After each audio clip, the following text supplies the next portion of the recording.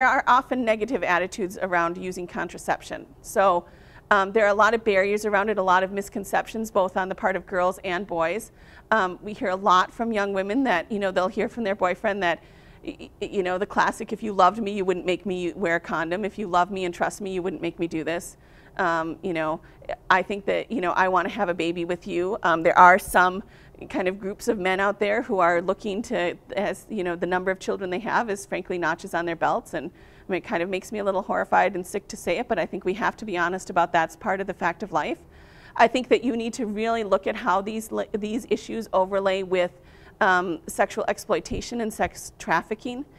Because what I've heard from my experience working with youth is that there's kind of this slippery slope. So first it's, you're so beautiful. You're just the most beautiful girl in the world. I just want to take a picture of you naked and I want to share it with my friends. Down to, I owe money to my drug dealer, and if I don't give him some money or do something, he's going to beat me up, and you don't want to see me hurt. So maybe just this once, because he thinks you're really beautiful, you could sleep with him. And from there, young women are often ended up engaged in prostitution.